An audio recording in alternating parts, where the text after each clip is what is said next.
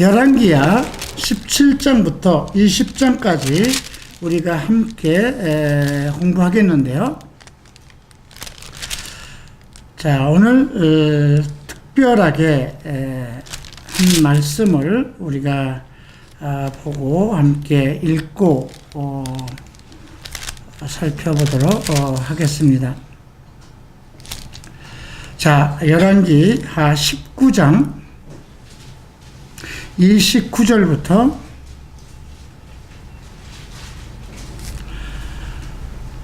31절까지 우리가 함께 읽겠습니다. 또 이것이 내게 표적이 되리니 너희가 올해에는 저절로 자라나는 것을 먹고 둘째 해에는 같은 것에서 나는 것을 먹되 셋째 해에는 너희가 뿌리고 거두며 포도원을 세우고 그것의 열매를 먹으리라. 유다의 집에서 피한 남은 자는 여전히 다시 아래로 뿌리를 내리고 위로 열매를 맺으리니 남은 자가 예루살렘에서 나오며 피하는 자들이 시온산에서 나오리라. 만군의 주에 열심히 이 일을 행하리라. 지금 이사야 선지자를 통해서 히스기야 왕에게 예언한 말씀입니다. 이것이 이사야서 37장에서도 또 언급되고 있습니다. 나에게 있어서 이 말씀은 상당히 특별한 의미가 있습니다. 내 인생의 좌우명처럼 내 목회의 모든 예언처럼 주어진 말씀이기 때문에 그렇습니다. 제가 43살에 변화받고 45살에 한국에 나와서 교회를 개척했을 때입니다. 교회를 어떻게 세워야 되는지 그러한 모든 경영과 그런 교회에 대한 충분한 지혜와 지식을 갖지 못했을 때 하나님께서는 저를 안수하셨고 그리고 7년 만에 다시 서울을 오게 하셔서 교회를 개척하게 하셨습니다. 그리고 한국의 척 스미스 목사님이 다른 교회에서 초대를 해서 오셨는데 한국 목사들이 2,500명 정도가 모였습니다. 저는 척 스미스 목사님을 만나기 위해서 히라노 코이치 목사님을 한국에 초청하고 척 스미스 목사님이 묵고 계신 힐튼 호텔에 같이 묵었습니다. 그리고 아침 식사를 같이 하고 또 저녁 식사도 같이 하고 그때 통역은 한국 갈보리 채플 한인 그 교회의 대표를 하던 듀크킴 목사가 담당을 했고요. 4박 5일 거의 일주일 동안 연일 아침부터 저녁까지 이어지는 목회자 세미나였습니다. 여러분 2,500명의 한국인 목사들이 모였다는 것은 전무후무한 일입니다. 저는 그날 중에 하루를 그냥 척 스미스 목사님 그 방에 그 메모를 하나 해서 프론트에다 맡겼습니다. 전달해달라고. 그 영문으로 간단하게 우리는 당신을 모시고 서울 갈보리 채플 조찬 기도회를 갖고자 합니다. 당신이 만약 참석하실 수 있으면 저에게 연락을 주십시오. 그리고 제 방 호수를 전해줬습니다. 그때 나는 시라노 고이치 목사님과 같이 온 그 한 형제와 한 방에 있었고요. 시라노 목사님은 자기 부인과 또 다른 방에 있었습니다. 근데 갑자기 전화가 온 거예요. 척 스미스 목사님한테 그냥 너무 편안하게 하이 전하 나는 지금 너의 레로를 받았다. 내가 갈 것이다. 언제냐? 그래서 내일 아침 6시입니다.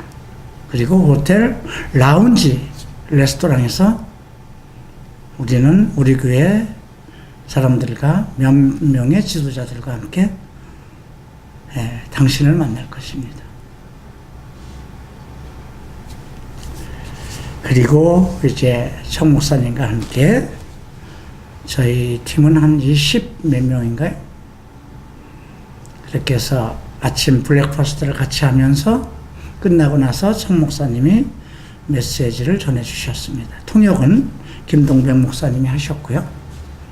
끝나고 나서 우리는 또다시 커피숍으로 내려와서 히라노 목사님, 나, 듀크킴, 척 스미스 목사님과 함께 또 이렇게 이제 중요한 일들에 대해서 한국과 일본에 대한 사역에 대해서 잠시 논의가 있었습니다. 그리고 그날 저녁에 저한테 청목사가 이제 세미나장으로 떠나면서 오늘 저녁 나는 너와 좀 저녁을 같이 먹고 싶다. 시간이 되겠느냐. 그래서 이제 저녁에 일본 식당에서 우리가 만났고, 일본 식당의 그 셰프는 일본에서부터 내가 알던 일본인 순복음 교회의 일본인 집사였어요. 그분이 한 6개월 전에 힐튼 호텔 셰프로 왔기 때문에 이제 그분을 통해서 특별히 이제 예약을 했고, 그리고 내가 영어를 또 잘못하니까 척 스미스 목사님은 그 선교교회에 이제 전도사 하나와 함께, 통역자와 함께 같이 나와 식사를 하게 됐어요. 제가 청 목사와 처음 식사를 한 자리가 그 자리입니다. 물론 아침에 블랙버스트를 같이 했지만, 그때 하신 말씀이 이 말씀입니다. 이사야서에 있는 말씀을 언급하셨어요. 이 말씀과 함께 많은 사람들이 부르심에 대해서 오래 인내하지 못하고 도중하차를 하는 경우가 있다. 그러면서 캘리포니아의 탄광 이야기를 하셨어요. 어떤 사람이 그곳에 금이 있다는 것을 알고 자기 전 재산을 들어서 그 탄광을 샀는데 아무리 파도 금은 나오지 않고 자기 있는 것을 다 탕진하게 돼서 결국 그것을 팔게 됐다.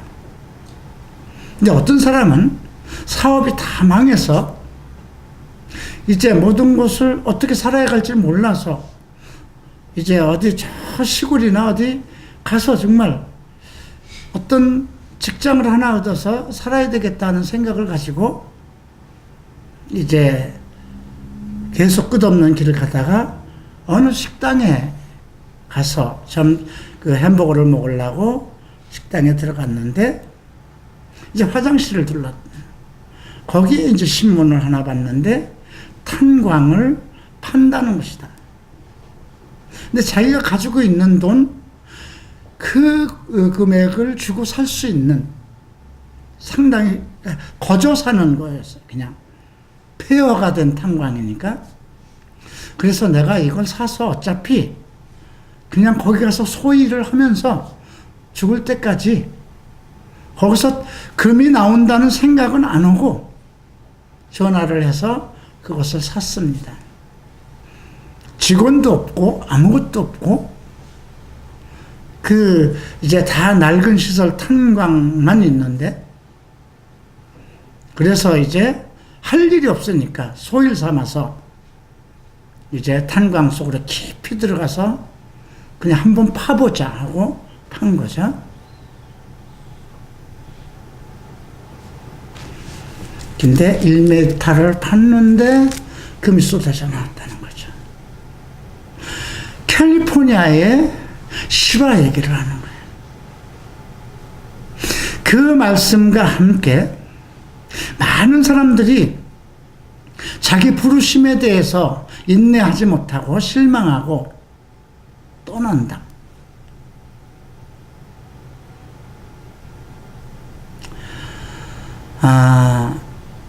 나는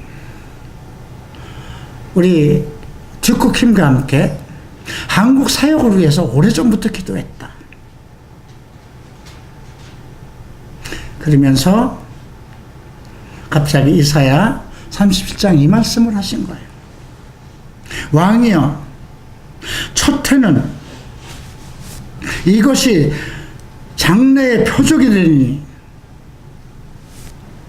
왕이여, 올해는 저절로, 그러니까 거기서 난 것을 먹고, 둘째에는 같은 것에서 난 것을 먹되, 셋째에는 뿌리고 거두고 포도원을 세우고 그것의 열매를 먹으리라. 유다의 집에서 피하여 남은 자는 여전히 다시 아래로 뿌리를 내리고 위로 열매를 맺으리니, 남은 자가 예루살렘에서 나오며 피하는 자들이 시온산에서 나오리라. 만군의 주의 열심히 이를 이루리라. 그게 이제 6월 달이었어요.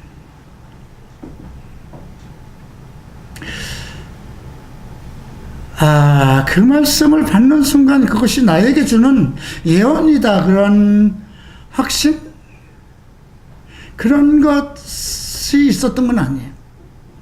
근데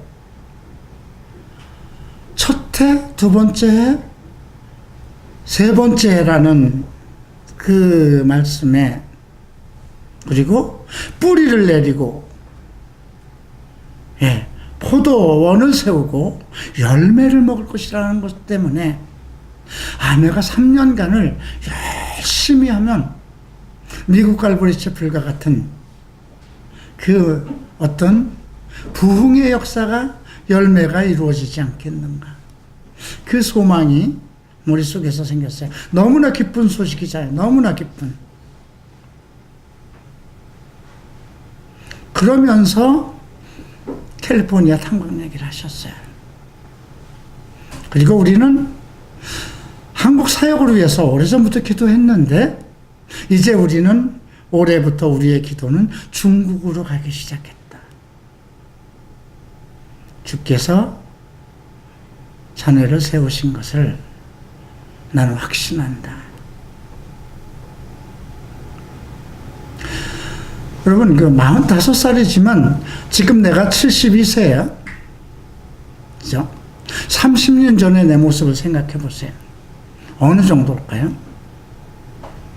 아마 정근이하고 같이 앉았어도 그때 내 모습이 더 에리에리하고 더 곱게 보였을 거예요.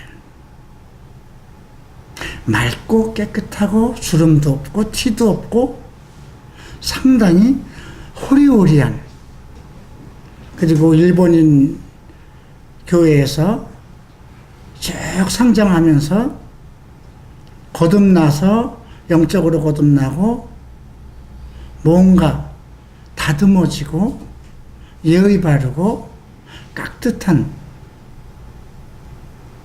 그런 모습이었어요.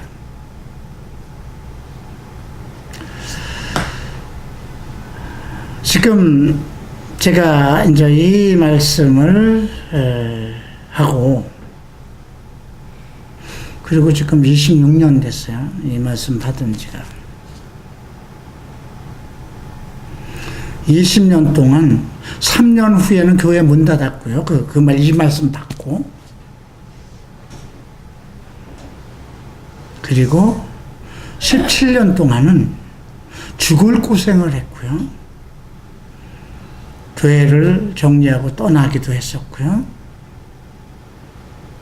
다시 돌아와서 60살부터 시작한 거죠. 그리고 일로 이사 온 지 햇으로 5년입니다. 여기 아마 여기서 만난 친구들 중에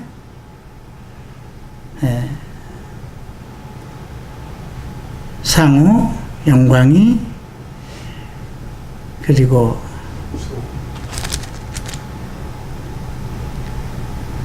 여러분도 한번 생각해 보세요. 지금 한번 4, 50명 되지만, 수호, 거의 같은 무렵에 왔고요. 오늘 물어보니까 3년 됐다고 그러네요. 4년인지 3년 정도 됐다고 그러네요.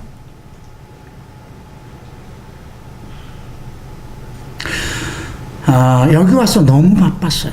그죠? 이곳 수리한 과정에서부터 3층 전체를 다 얻어서 수리하고, 2층 카페를 수리하고, 2층 지금 식당을 수리하고, 기숙사 만들고, 바깥에 간판에서부터 그 나무로 모든 벽들을 다 하고 한 것.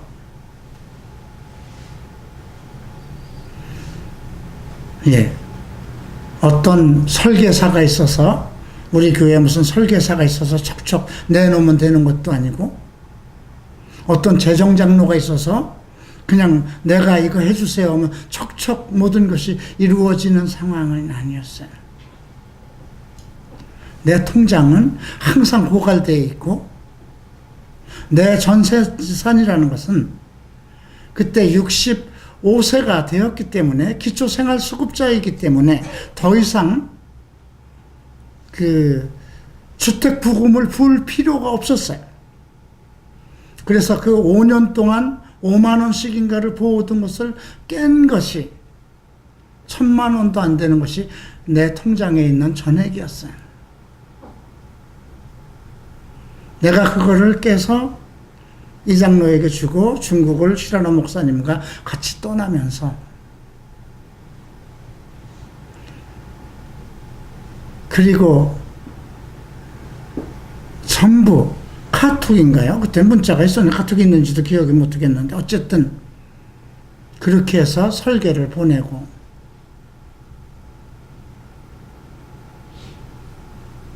그래서 그 당시 돈이 어떻게 들어왔는지 몰라요. 물론 은행에서 대출 받을 수 있는, 론을 받을 수 있는 대로 이장로 이름을 통해서 론을 받아서 1,200만 원 이렇게 하고, 성도들도 300만 원, 500만 원 낸 분들도 있고, 또 성도들이 무이자로 해서 1년 후에 받기로 하고 꿔준 분도 있고, 청년들도 다 조금씩 십시일반으로 내고, 그렇게 해서 이 본당이 이루어진 거죠. 그리고 계속 공사가 이어졌어요. 카페, 저쪽. 지금 하라 그러면 못해요. 근데 그 당시는 어떻게 이렇게 할 수 있었는지, 그리고 모든 것이 어떻게 조달됐는지 이해가 안 돼요. 지금 하라면 안 하죠. 그런데 그 당시 내가 안 했으면 그 돈이 들어왔을까요? 안 들어왔어요. 그죠? 내가 버스를 탔을 때는 그 버스 차비를 지불할 수 있는 돈이 있기 때문에 버스를 탄 거거든요. 그러니까 지금 같으면 그 돈을 움켜쥐고 있지, 내가 왜? 여기 총 보증금이 1억이 들어가 있다면 여기에 들어가는 돈도 1억이 돼요. 그냥 그대로 가지고 있으면 2억이 되잖아요. 그죠? 근데 수리한 그 모든 금액은 수리를 하면서부터 들어왔던 것이지, 처음부터 수리하라고 누가 보내준 것은 아니라는 거예요. 그리고 1년 후에 여기 임대료를 주인이 3천만 원 올리는 조건으로 했기 때문에 그것도 해결이 됐어요. 그래서 지금 우리의 임대료가 1억 2천이에요. 작은 돈 아니죠. 1억 1천이군요. 그러면서도 지금 내 사무실은 우리 교회 것이 아니에요. 그리고 다달이 우리가 여기 전기세에서부터 물세, 이 모든 것을 해서 500원 지출을 해야 돼요. 사역자들 교통비를 주든 어쨌든. 그리고 그것 때문에 내가 고민하고 주님한테 무릎 꿇고 사정을 하고 기도한 일 없어요. 왜? 내가 한남동을 넘어올 때 하나님에게 다시는 더 이상 내 모든 사역을 마칠 때까지 주께서 내게 이끌어온 아이들을 성실껏 내가 할 것입니다. 내 명예와 내 부귀영화를 위해서 살지 않고 나머지 인생을 주의 일을 위해서 갈 것이니 10년만 더 주십시오. 그리고 지금 70살이 됐어요. 70이 넘었죠. 그러고 나서 주님께 더 이상 내가 재정적으로 괴로워하지 않게 해달라. 왜냐하면 너무 힘들었어요. 15, 16년 동안. 자고 일어나면 카드를 어떻게 막을 것인가. 정말 여러분 한번 생각해 보세요.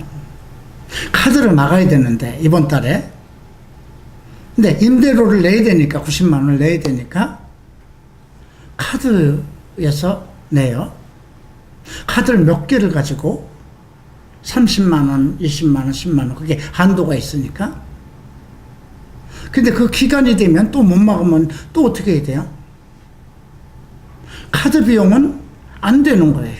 현금이 안 나와요.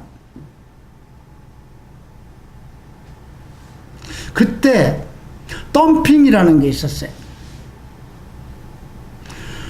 덤핑 하는 사람이 돈놀이를 빌려줘요. 상당히 고리로 빌려주는데 어떻게 하느냐. 그 사람 고리로 빌려주는 게 아니고 나만 카드만 있으면 돼요. 그럼 그 사람하고 같이 용산 전자상가를 가요. 전자상가 가서 그 사람이 지정하는 걸 내가 사면 돼요. 카드로. 할부로 5개월이든 6개월이든 10개월이든. 근데 나는 그것을 냉장고 하나를 삼성 냉장고를 30만 원 주고 샀는데 그 사람 15만 원에 가져가요. 나는 얼마를 물어야 돼요? 30만 원 물어야 돼요. 그 사람은 얼마 벌어요? 15만 원 버는 거예요. 그 사람은 이미 살 사람이 요구한 모델을 가지고 온 거예요. 근데 그 사람은 용산전자에서 사는데 그 금액이 다른 데보다 대리점보다 싼 거예요. 그죠? 소비자가 이 하이마트나 이런 데 가서 사면 35만 원 줘야 되는데 28만 원이면 사면 소비자는 그걸 사죠.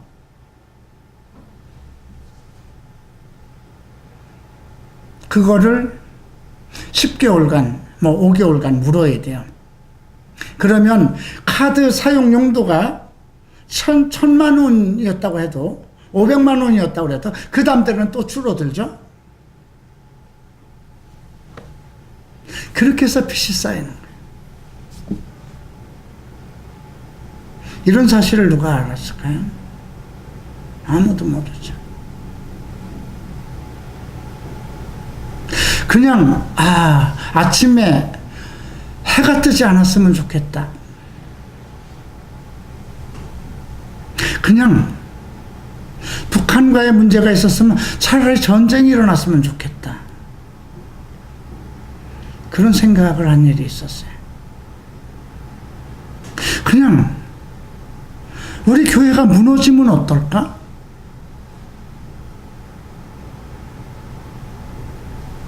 그런 절박한 일들이 하루 이틀이 아니고. 그래서 주님에게 얘기한 거예요. 하겠습니다. 내 인생 그냥 내놓겠습니다. 10년을 할 것 같으니까 10년을 주세요. 나는 전도의 능력도 없고 교회 개척의 능력도 없습니다. 주님께서 이끌어오는 아이들만 진리를 가르칠 것입니다. 내 명예와 내 자산을 쌓지 않을 것입니다. 그러나 재정적으로 힘들지 않게 해주세요.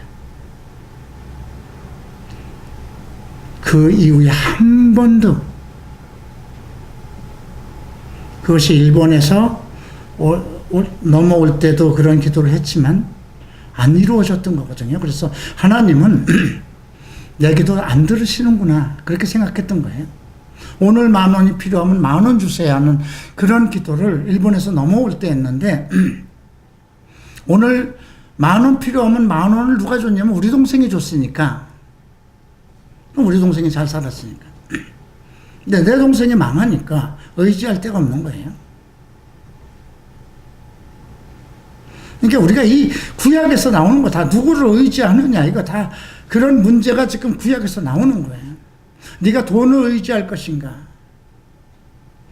내가 내 동생에 대한 어떤 의지와 어떤 재정적인 그런 것을 바라고 있었기 때문에 그거 무너뜨리잖아요. 그죠? 우리 이 장로 완전히 망해서 나보다 더 힘들게 돼버렸고요. 자, 그런 상황이 하루 이틀이면 여러분들은 부모 밑에서 주는 밥 먹고 있는 범위 내에서 사양을 했으니까 모르겠지만 어떤 사채라는 것에 이끌리면은요, 전화도 못 받아요. 그냥 사람만 봐도 두려워요. 현관 앞을 나올 때 나를 쫓아오는 사람이 없을까 하는 두려움 때문에 자다가요, 넌 집에 전화를 두지 않았고요, 교회에 오는 전화, 이것도 저는 문 닫고 있었을 때도 많았어요. 너무 괴로웠어요.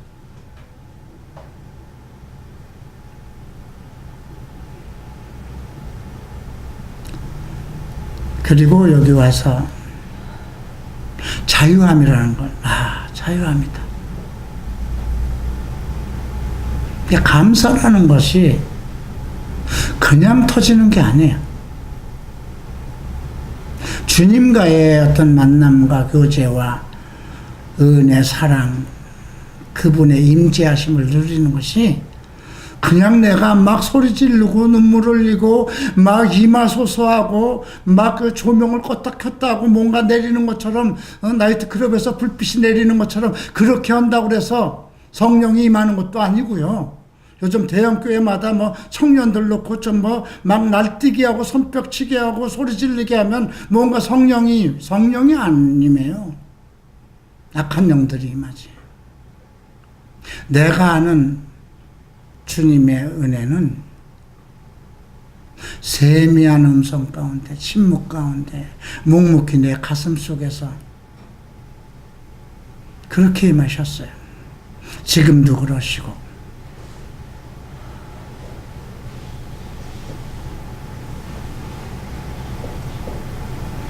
저는 오늘 이 말씀이 내게 주신 표적이었고 내게 주신 말씀이었어요. 척 스미스 목사님이 목회를 시작하는 이오나에게, 그래서 나는 이 척 스미스 목사님을 잊지 못해요. 그분에게 직접 내가 말씀을 공부하고 성경대학을 나온 것도 아니지만, 그분은 나의 스승이고 나의 멘토고 영적인 지도자예요. 그리고 나는 그분에게 그분의 주일 설교 아우트라인을 받은 사람은 척 스미스 목사 제자 중에 나밖에 없을 겁니다. 그걸 한국어로 번역한 것도 한국밖에 없는 거예요. 그걸 가지고 공부하는데 10년이 걸렸죠. 그걸 가지고 원고를 작성하는데 12년 걸렸고요. 내가 가끔 우리 교회에 있는 서버가 잘못될까 봐 전전긍긍하는 것은 내가 애써서 만든, 내 인생에 목회에 10년을 바쳐서 만든 그 자료가 그냥 음성 파일은 없어져도 되지만 내가 10년을 쳐서 만든 건데 그게 사라질까 봐요.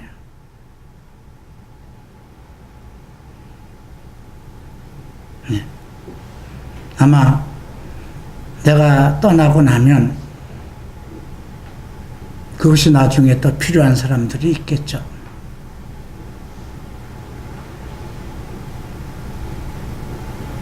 나에게는 그 10여 년 동안의 그 말씀과의 교제와 그 말씀 속에서 예수를 만나는 그 시간들이 그냥 주님 앞에 펼쳐놓은 그런 은혜의 시간이었어요. 모든 아픔과 고통과 그런 외세의 어떤 그런 것들과 멸시와 조소와 이런 것을 다 잊게 하고 나를 위로하고 행복하게 하는 그런 시간이었어요.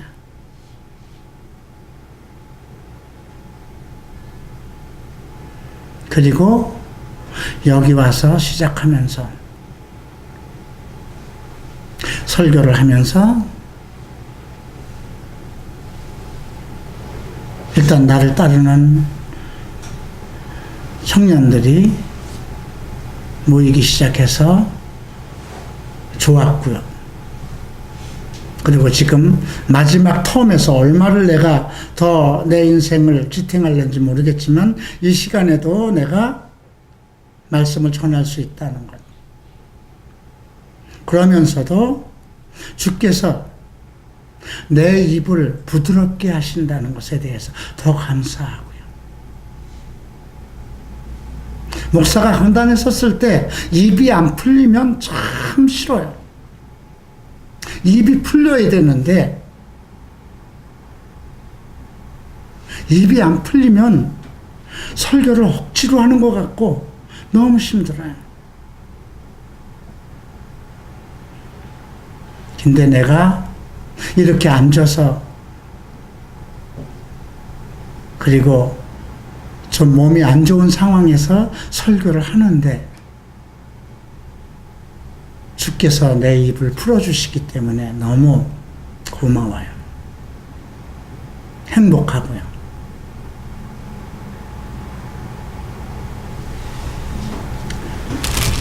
오늘 주제는 그렇게 복잡하지 않아요. 히스기야 왕에 관한 거예요. 17장부터 우리가 잠깐 보시겠습니다. 자, 17장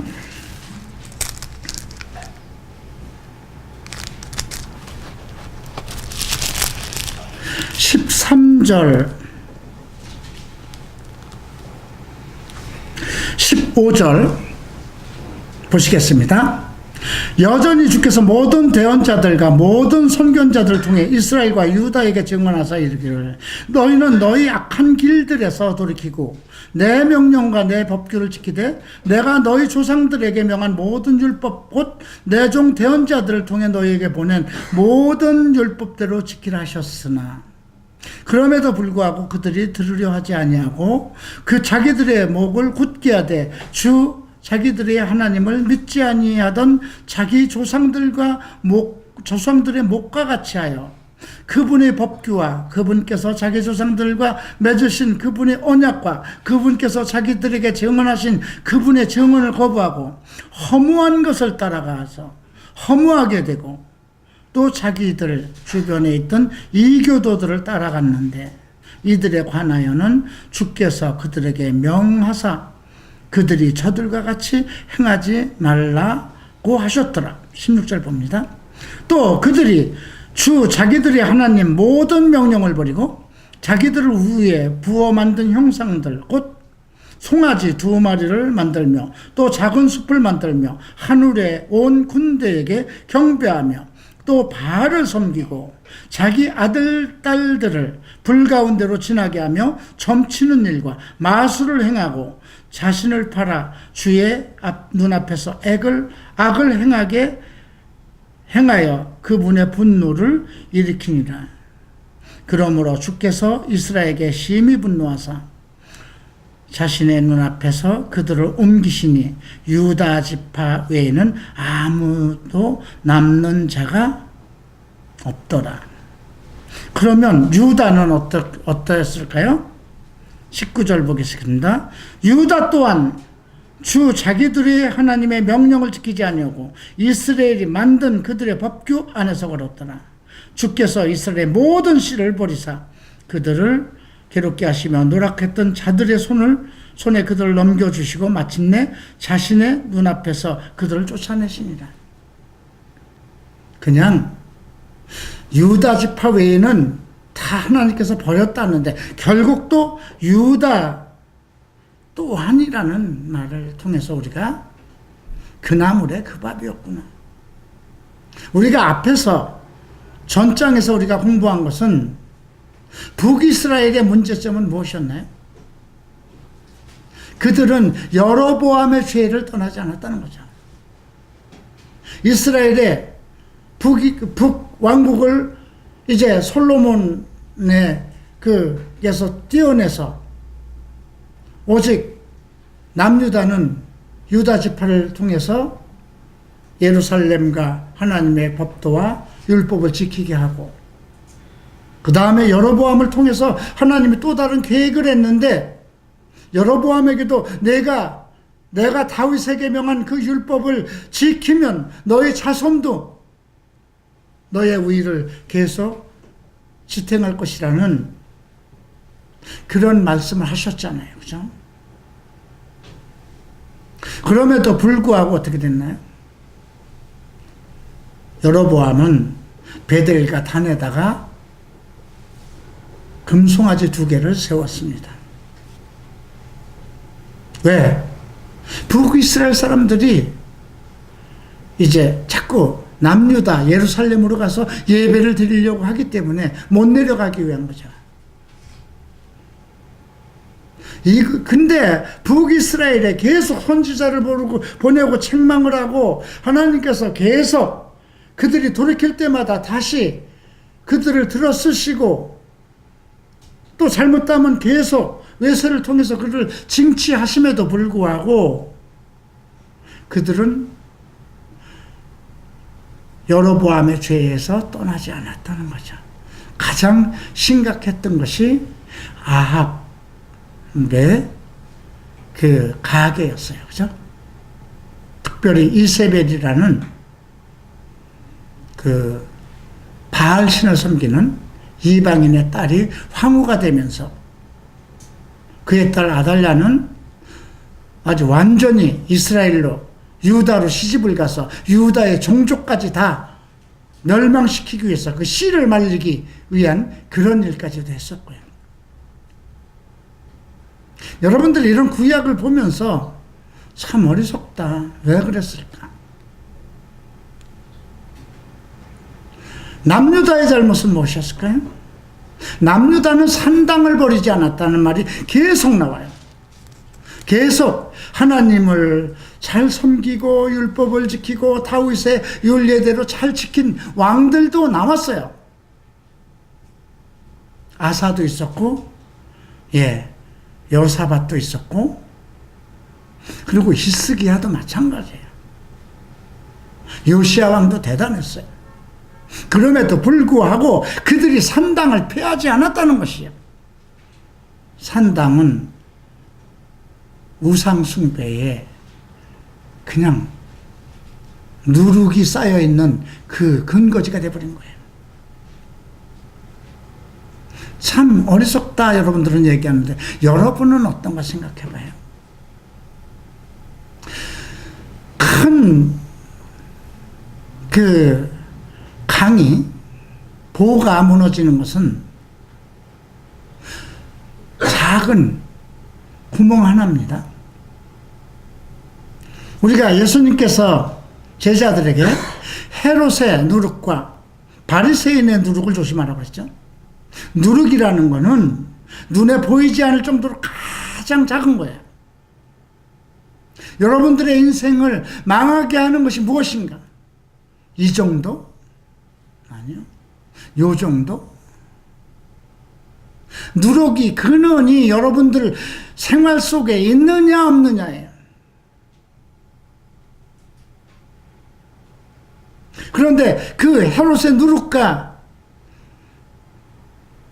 바리새인의 누룩이 어디서 오는 거예요? 하나는 종교의식 가운데, 하나는 어떤 세상과 이렇게 정경육착이죠. 종교와 정치 세력과의 만남. 자기의 명예를 위해서, 그죠? 목사가 자기 명예를 추구하고 세상에서 자기 주의를 높이고 하려면 그건 헤롯의 노릇이에요. 목사가 성경의 말씀보다는 어떤 행사와 어떠한 의식을 중심으로 해서 목회를 한다면 그건 바리새인의 노릇이고요. 진리가 그들 가운데 없기 때문에, 그들에겐 종교 활동만 있기 때문에 누룩은 점점 커서 무성한 무화과 나무를 이루죠. 주님이 원하는 것을 얻지 못하는 거죠. 그런데 무화과 나무 그늘에 있는 사람은 어떨까요? 그건 우리 목사님이 그렇지만 나는 그분이 전달하는 백옥 같은 진리의 말씀만 쏙쏙 뽑아 먹으니까 나는 그렇지 않지? 글쎄요. 세상 말에는 그 나물에 그 밥이라는 말도 있어요. 그죠? 내 아버지가 이러면 내 아들도 이럴 수밖에 없는 상황이 있을 수 있죠. 그러면서도 영적인 지도자라는 말을 왜 하는 거예요, 그러면? 그죠? 여러분들이 가지고 있는 이 공기 중에서 산소만 뽑아서 먹을 수는 없어요. 그죠?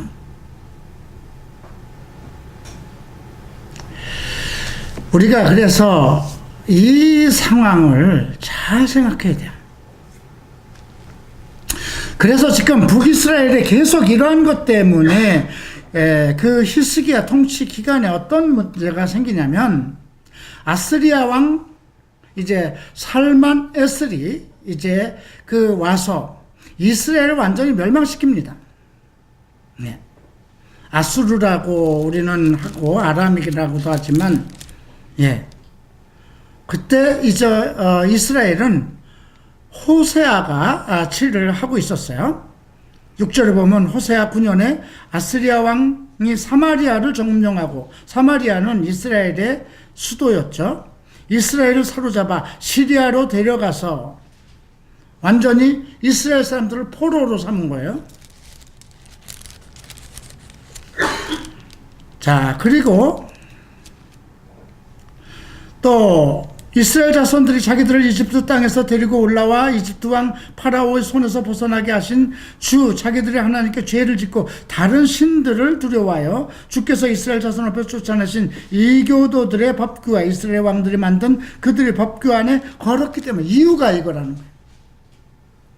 하나님께서 애굽의 왕들에게서 그들을 이끌어놔서 하나님의 율법과 하나님의 법과 하나님의 능력 가운데, 은혜 가운데 살게 하셨는데 다시 옛날로 들어간 거예요. 옛날로 돌아간 거잖아요. 그랬기 때문에 자, 그래서 이제 멸망의 길로 이제 버렸죠. 15절 봅니다. 13절에서 너희는 너희 악한 길에서 돌이키고 내 명령과 법규를 지키고 너희 조상들에게 명령한 모든 율법 곧 내 종 선지자를 통해서 보낸 율법들을 지키라 하였는데 지키지 않았다는 거죠. 16절 보면 송아지 2마리를 만들고 하늘 군대를 섬겼고요. 그런 일을 하지 않은 것은 유다 지파 외에는 모두 이스라엘이 넘어진 거예요. 그런데 이걸로 인해서 계속 얘기를 하는 것이 22절 보시죠. 이스라엘 자손이 여로보암에 행한 그 모든 죄 가운데 걸었더라. 그들이 죄를 떠나지 아니하더니 마침내 주께서 자신의 종 모든 대언자들을 통해 친히 말씀하신 대로 이스라엘을 자신의 눈앞에서 옮기시니라. 그러므로 이스라엘이 자기 땅에서 떠나 사마리아로 아시아로 잡혀가서 이날까지 이르렀다. 그러니까 결국 북이스라엘은 망해서 아시리아의 포로로 잡혀간 것입니다.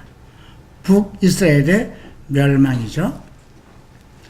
자, 그런데 이런 일들이 이제 있으면서 이제 24절부터 보면 어떤 이야기들이 나오는가 보십시다. 26절에 보면 그러므로 그들이 시리아 왕에게 말하되, 이제 그 많은 이스라엘 사람들을 지금 데리고 왔는데 문제가 생긴 거예요. 지금 그 이스라엘 백성들을 데려다가, 이 아스르 사람들을 또 데려다가 어디에다 두냐면 사마리아 도시들에게 거하게 하셨어요. 그러니까 이스라엘 사람들, 북이스라엘 왕국은 끌고 가고, 또 아시리아 사람들은 사마리아에 살게 하고, 우리나라도 그렇게 했어요. 일본이 지배했을 때 많은 직령을 끌고 가기도 하고, 또 일본의 많은 사람들을 우리 땅으로 보내서 살기도 하고. 그런데 26절 갑자기 보면 이런 얘기가 나옵니다. 왕께서 데려다가 사마리아의 도시에 두신 민족들이 그 땅의 신에 대한 관습을 알지 못하므로 그가 사자들을 그 가운데 보내어 보소서. 사자들이 그들을 죽여 싸우니 이는 그들이 그 땅의 신에 대한 관습을 알지 못하기 때문이다. 그래서 왕이 제사장을 거기다 세우라고 그러고 관습을 가리키라고 그럽니다. 그래서 이제 사마리아에 잡아간 제사장 중에서 한 사람이 와서 베들레에 거하면서 그들에게 주를 두려워야 할 것을 가리킵니다. 자, 이렇게 해서 관습이라는 게 지금 언급되고 있어요. 관습. 또 34절에 보죠. 이날까지 그들이 예전의 관습대로 행하여 주를 두려워하지 아니하고, 또 주께서 이스라엘이라는 이름을 주신 야곱의 자손에게 친히 명령하신 것, 그들의 법규와 그들의 윤리와 율법과 명령을 따라 행하지 아니하였더라. 이건 뭐예요? 율법을 지키는 것보다 관습대로 사는 게 편하다는 거예요. 여러분들이 지금 술 먹고 도박하고 포르노 보고 인터넷에 빠지고 밤새도록 TV 보고 하던 생활, 아무리 진리의 말씀을 배우고 내가 이대로 살아야지 하고 마음으로 각오를 하고 새로 다짐을 하고 기도를 한다 하더라도 여러분들이 가지고 있던 생활 습관, 관습을 이겨내지 못한다는 거예요. 이스라엘 백성들에게 아브라함으로부터 계속해서 모세를 통해서 전달해 오던 하나님을 향한 율법과 계명이 있었어요. 그죠? 그것이 진리고 옳고 그 진리 안에서 살면, 율법 안에서 살면 하나님의 능력과 권능대로 축복을 받는다는 걸 잘 알고 있어요. 그런데 우상들 속에서 살아오던 관습생활, 왜 그럴까요? 그 우상들이 역사하는 것은 전부 다 성적인 것이고 내 육체를 즐겁게 하는 것이거든요. 내 마음을 이끌어내고 내 눈으로 볼 것을 보게 하고 내 마음을 격동시키고, 모든 그 우상의 제물들과 우상의 신상들과 이런 것들이 전부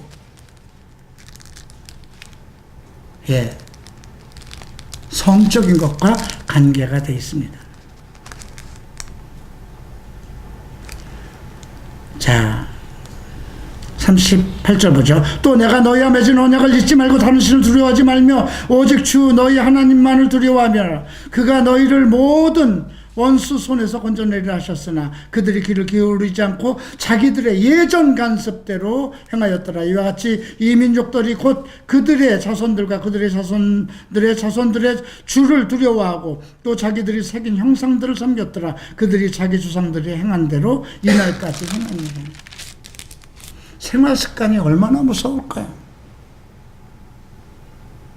여러분들이 성령의 충만함을 받아서 뱀을 집으며 독을 마실지라도 해를 입지 아니하리라. 이 상황까지 오기 전에는 서로 그 상황까지 온다 하더라도 진리 안에서 여러분들이 기뻐하고 진리와 함께 살며 오직 그리스도의 영광을 위해서 살아가는 속에서